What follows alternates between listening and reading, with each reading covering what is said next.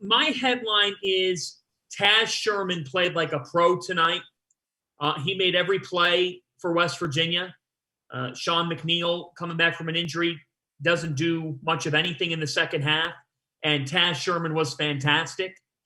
And that tonight in Morgantown, that's where I am, we saw a game in which UConn is up by 3 points with 4 minutes on the clock. They're up by 3. They scored 2 points in the final 4 minutes. And frankly, offensively, they broke down. They broke down to Bob Huggins and a 1-3-1 zone that involved trapping, that involved high pressure. And credit to Huggy Bear, he pulled one out of his sleeve and made it work. And it worked really, really well down the stretch. They eliminated R.J. Cole from the equation because Cole had to give up the basketball. And right now for Connecticut, without Tyrese Martin and without Adama Sanogo, they don't have enough sources of offense if some of their perimeter shooters aren't hitting threes. It's a lot to expect Jordan Hawkins, a freshman, to be a double-digit guy. He can be. He will be this season. He will be this season. First true road game, totally different animal. You're shorthanded. You're at West Virginia. UConn had a tough loss tonight in a game that they should have closed out and won.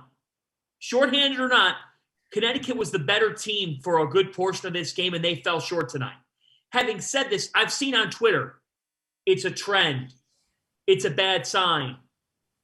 We can't finish. Folks, that's overreacting. That's overreacting. You know, you lost tonight because, frankly, you shot 3 for 23 from 3. How many times is a team going to do that? It's just not going to happen much. And it happened to them tonight, and they got bit for offensively really not getting clean looks late in the game. You got to credit West Virginia. You can both lose a game that you should have closed out and won and not hit the panic button in early December. Take a breath, UConn Husky folks. I know you're passionate, but I'm seeing a lot of people get worked up right now about a team that lost at Morgantown down 2 starters. Do you know how many teams are going to overcome being down 2 starters and win in Morgantown? Nobody's going to win easily without 2 starters, nor alone win. So my thought off the top is credit to West Virginia. Taz Sherman's one of the best players in the country. I don't even think he gets talked about enough. Tonight he was fantastic. But also acknowledge the fact that if you think the sky is falling in stores, you're out of your mind. Out of your mind. Yeah, no, there's a lot of other teams where the sky is really falling. If you're a Pittsburgh basketball fan, then you really need to think the sky is falling. If you're a Washington basketball fan, a Missouri basketball fan, the sky is really falling. I'm still, like you said, I'm still impressed with this UConn team. Like you said, whether West Virginia is the team they've been in the past or not, you're going into West Virginia. That's a tough place to play no matter what. Nobody wants to play there. It doesn't matter how much talent's on that team, how good that team is. And you're down 2 starters and you're in a game that you easily could have won if you could have put the ball in the hole. You have games like that. It sucks, but this is definitely not the end all. you definitely got to bounce back. Rob Dowser, if you're listening to this, put the bottle down. It'll be okay, big dog. You'll be all right. I think he took a walk. He reflected. Sean, what was your thought process on the West Virginia UConn game? I came away impressed with UConn still. I mean, it's not just that they were down 2 starters. It's 2 really high caliber players and probably their 2 best players. Adama Sanogo was a first team all Big East guy this season without a doubt. He's been their go-to option on offense all year. And what Tyrese Martin brings defensively and rebounding doesn't always show up on the stat sheet, but he's one of the more valuable players in the Big East. So not having those 2 guys in this kind of tough game, it's tough for UConn, but they were able to compete. Yeah. So Dan Hurley says post-game to the press, okay, quote, just worried with this group, the way it's currently constituted, of where we go with the ball on offense.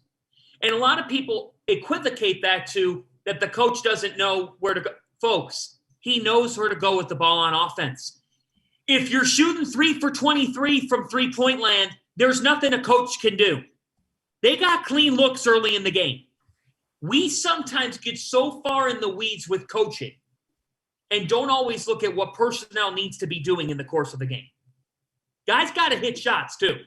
Fanta, I literally say this all the time. Basketball is a really simple game when it gets down to it. It's about putting the orange thing in the hoop that's 10 feet off the ground. Like, that is literally what it comes down to. You can draw up anything you want. You could do the best plays in the country. It doesn't matter if you're not making shots. That's how you win basketball games. Yeah, and I give credit to West Virginia. So what do? They trap UConn in half courts. They say, R.J. Cole, you're going to get rid of the ball. Jordan Hawkins had a tough night tonight. He's a freshman.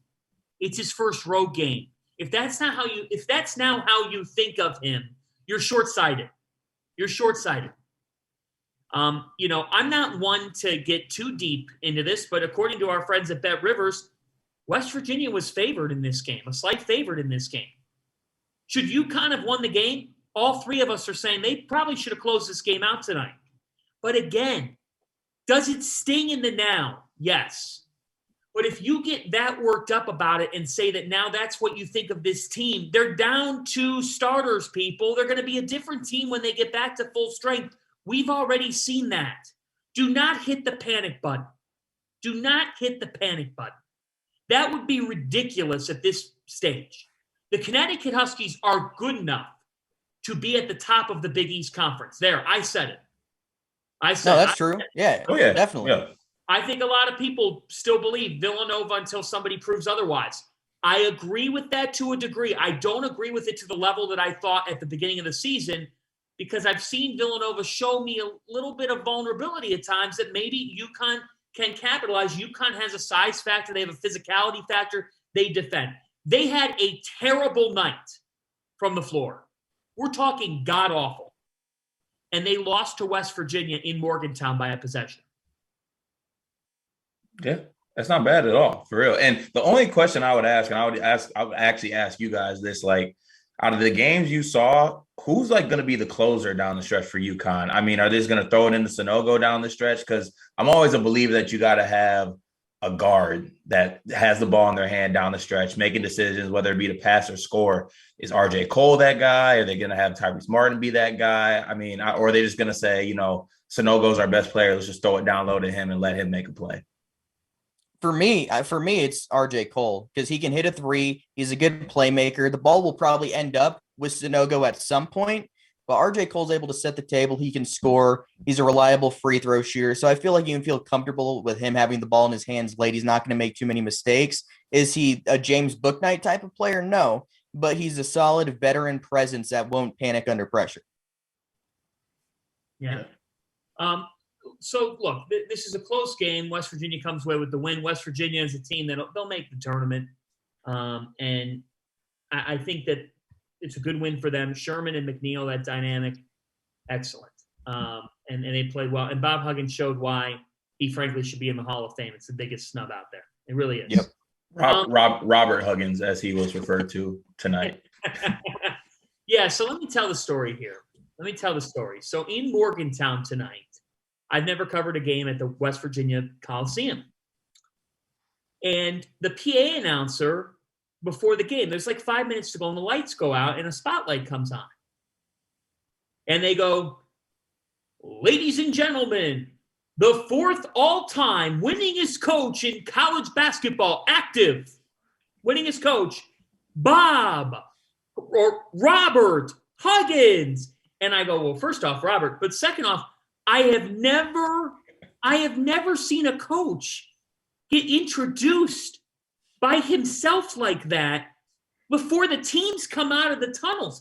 He walks out of the tunnel, total goat move with the spotlight, gives the big wave, place is going nuts, and he goes over to his little bench area.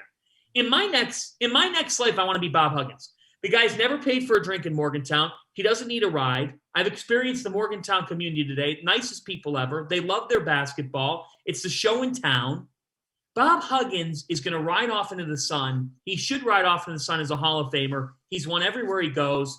And I kind of think the Big 12, like, that you can always count on West Virginia to be a factor. True or not true?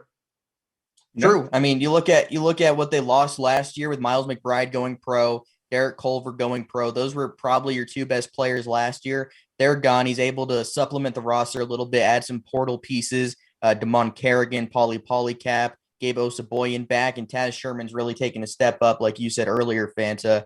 They had a bad year a couple of years ago, but besides that, Huggins has had them consistent every single season that he's been in Morgantown. Yeah, that when you're that good, when you're that great of a coach, you don't have real down years, like not miss the tournament type years. And he's always going to compete in the Big 12. He's got clout in the Big 12. You know what I'm saying? Like he's going to be good. And no matter what happens, when you have the heat check player of the year and Sean McNeil, wait till my guy gets healthy. Oh, yeah. My guy can go off for 15 points in a matter of 2 minutes at any given time. You do not want to give that man space. You do not want to let him get hot. They still, I mean, they got a nice little 1-2 punch with him and Sherman. So I'm not really counting them out. And like you said, when you have Huggins at the helm, they'll always be good.